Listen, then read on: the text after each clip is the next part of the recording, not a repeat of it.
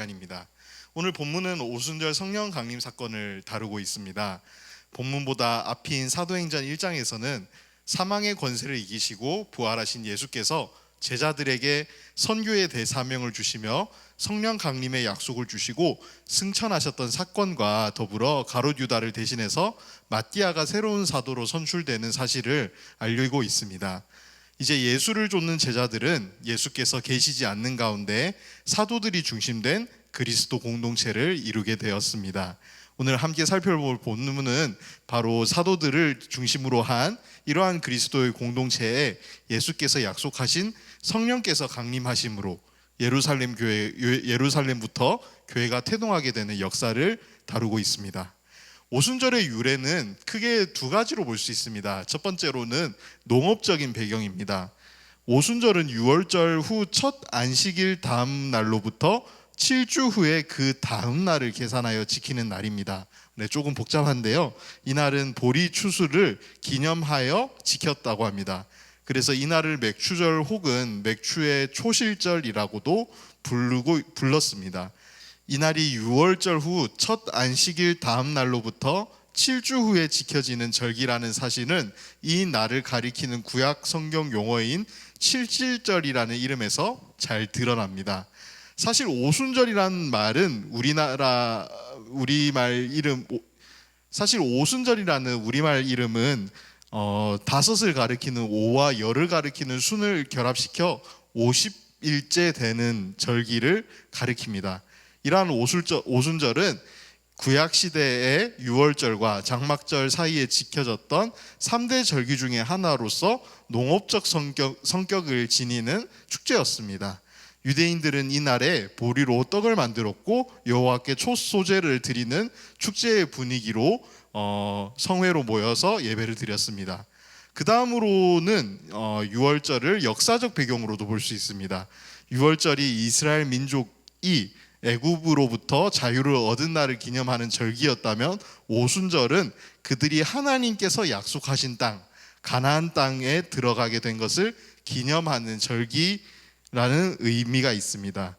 즉 광야 생활을 청산하고 하나님께서 주신 약속의 땅에서 하나님의 백성으로서의 새로운 시작을 기념하는 의미를 지니고 있습니다.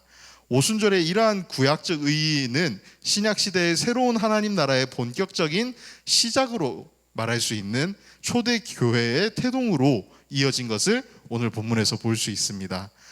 본문 5절을 보면 경건한 유대인들이 천하 각국으로부터 예루살렘으로 모였다고 기록이 되어 있습니다.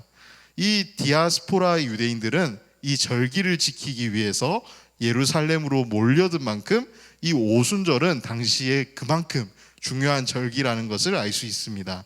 그런데 바로 이날 성령 강림이 이루어졌다는 것은 위에서 살펴본 것처럼 농업적 배경과 역사적 배경에서도 중요한 상징적 의미를 지니지만 보다 직접적으로는 초대교회의 급속한 확장을 위한 준비 단계로서의 의미를 가지고 있습니다. 제자들을 포함한 약 120명은 이날 한 곳에서 한 마음으로 기도를 했습니다. 제자들이 품고 있었던 그 한 마음은 예수께서 승천하실 때 약속하신 성령이 임하기를 바라는 마음이었습니다. 그들은 그 마음을 하나같이 품고 같은 장소에 모여서 기도에 힘썼고 하나님은 그렇게 준비된 자들에게 약속하신 성령을 선물로 주셨습니다.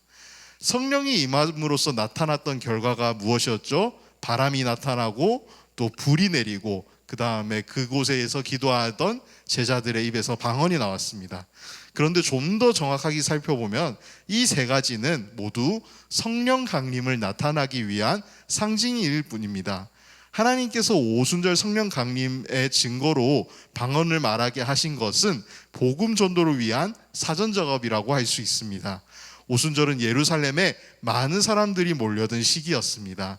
그런데 그때에 어눌한 갈릴리 사람들이 유창하게 각 나라의 외국어를 구사하는 장면은 그 언어를 알아들은 각 나라에서 온 사람들뿐만 아니라 예루살렘에 사는 사람들에게도 굉장히 충격이었습니다. 그래서 나중에 그들이 예수에 관한 복음을 전할 때 그것은 긍정적인 효과를 가져왔습니다.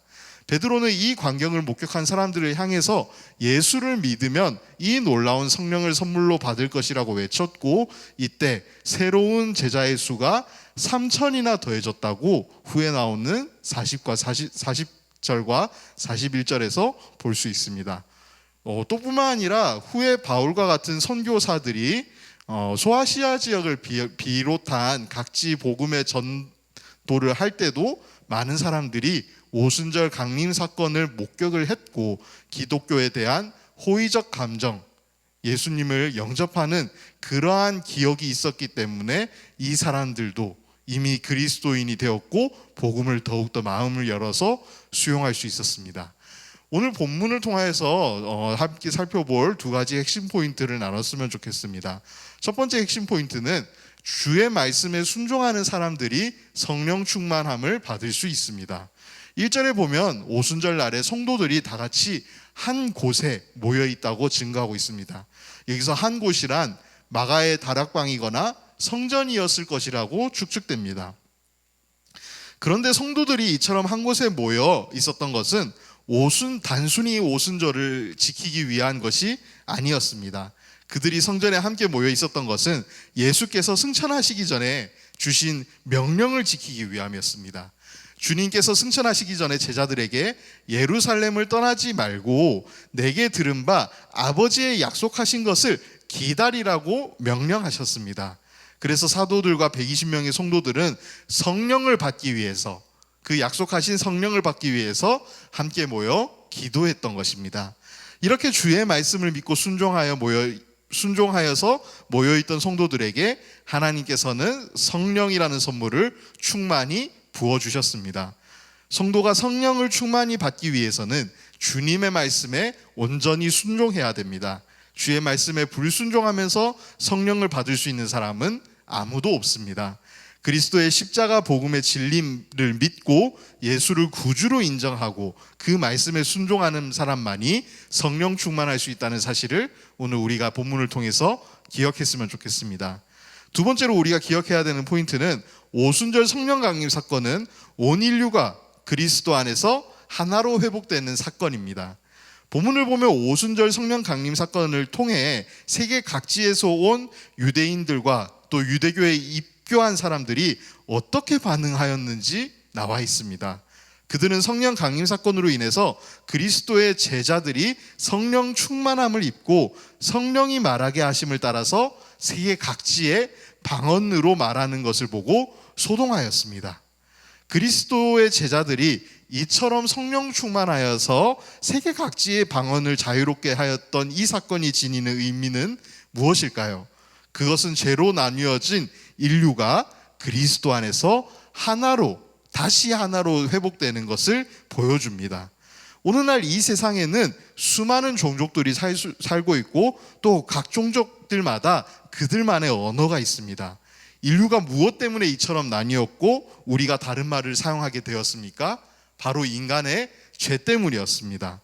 특히 바벨탑을 쌓음으로써 하나님께 도전해야 했던 죄 때문에 인류의 언어가 혼잡하게 되었고 결국 그로 인하여서 인류는 하나가 되지 못했고 종족별로 또 국가별로 분열되게 되었습니다. 그런데 예수께서 십자가에 못 박혀 죽으심으로써 그 모든 죄를 깨끗이 해결해 주셨습니다. 즉 인류 분열의 원인을 제거해 주신 것입니다. 이에 따라 그리스도 안에서 모든 인류가 민족이나 국가와 상관없이 하나로 회복되게 된 것입니다. 오순절 성령 강림은 그것을 입증하는 사건이었습니다.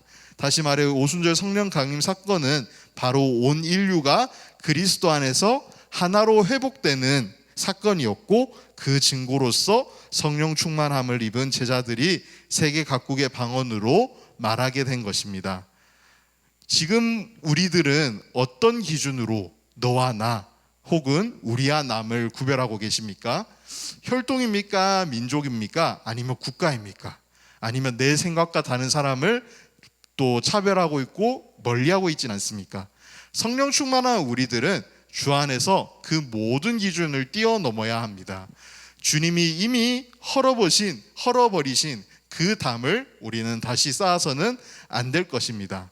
인류를 구별짓는 모든 장벽을 뛰어넘어 그리스도 안에서 진정한 일치와 회복의 기쁨을 누릴 수 있는 우리 모두가 되기를 간절히 바랍니다.